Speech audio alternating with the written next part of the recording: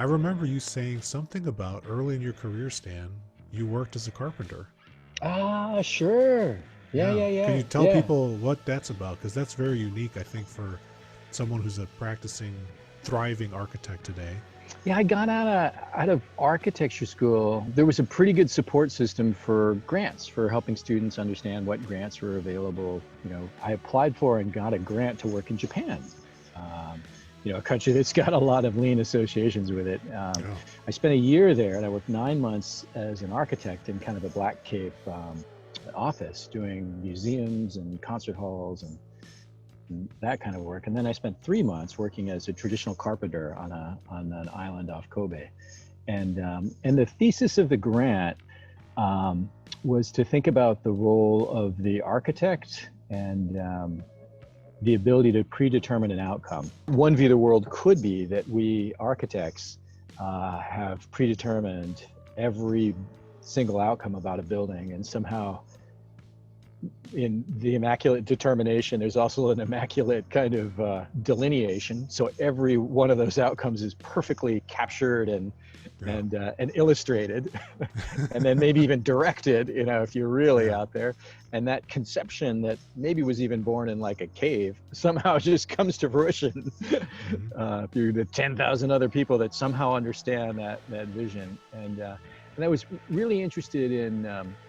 There's some Japanese aesthetics where the artist is both, yeah, heavily influenced, hand of the artist very strong, but also not fully independent. Hmm. There's something maybe in ceramics that happens in the kiln, or in fabric making that happens in the weaving. There's an interplay between what the artist is doing and Minge, that spirit in Japanese culture, where it's not about perfection and it's not about absolute control of the artist. It's about the interplay. And there's something about, it tends to be a little object focused, but there's something about the object that reveals not just the artist, but also the material, and something about the culture, and sort of bigger messages and complexity, all in this simple thing.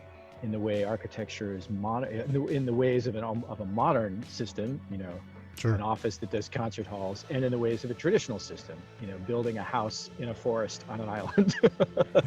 So that was amazing. Yeah. That was a pretty great experience. Yeah, and for sure in both of those, in fact, I would say the seeds of my kind of lean exposure were sown in that year, both in the, living this fast-paced life in Tokyo, working at a high-powered office, and on this island working with a carpenter. And in each of those, the interplay between the designing and the doing Hmm.